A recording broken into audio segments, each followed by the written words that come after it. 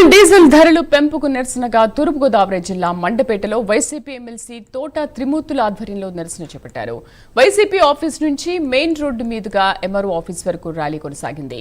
పెంచిన petrol diesel ధరలు తగ్గించాలని డిప్యూటీ తహసీల్దార్కు తోట త్రిమూర్తులు వినతిపత్రం అందజేశారు.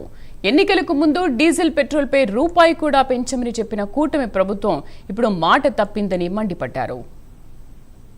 అతి సామాన్యుడైనటువంటి ఆటోలు తోలుకునే వాళ్ళు కానీ దాని మీద ట్యాక్సీల మీద బతికే వాళ్ళు కానీ వీళ్ళందరికీ కూడా వీళ్ళకి సంబంధించినటువంటి రైతులు కానీ అందరికీ కూడా అనేక రకాలైనటువంటి ఇబ్బందులు. ఈ ధర పెంచినటువంటి దాని మీద ఆటోమేటిక్గా ఇది ప్రజల మీద రిఫ్లెక్ట్ అవుతుంది తప్పితే ప్రభుత్వాలు కాదు. మేమనేది ఏంటంటే పెంచిన ధరని ఒకవేళ కంపెనీలు పెంచవలసి వస్తే పెంచుకోండి. మన రాష్ట్ర ప్రభుత్వం చేస్తున్నటువంటి ట్యాక్సెస్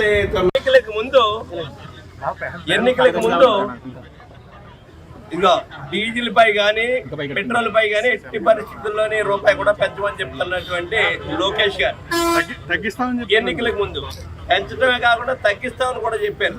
తగ్గించడం సరికదా ఈ రోజు బాదురు కింద ఉంది వీళ్ళందరి పరిస్థితి.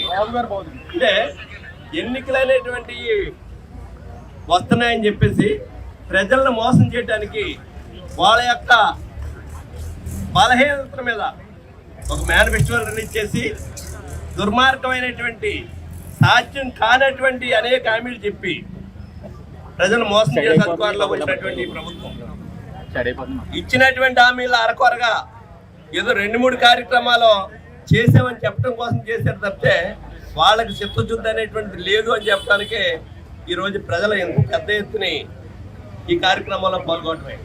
ఎందుకంటే ఏవైతే హామీలు చెప్పి అధికారంలోకి వచ్చారు ఇక్కడ అడిగేది మిమ్మల్ని అదనంగా ఏమి ప్రతిపక్ష పార్టీగా మా పార్టీ నాయకుడు జగన్మోహన్ రెడ్డి గారు డిమాండ్ చేసేది వైఎస్ఆర్ పార్టీ డిమాండ్ చేసేది మేము ప్రజల పక్షాన ఉన్నాం. మీరు ప్రజలకు ఏ అయితే హామీలు ఇచ్చారో వాటిని అమలు జరపండి అనేటువంటిది మాత్రమే మేము ప్రజల పక్షాన్ని పోరాటం చేస్తున్నాం.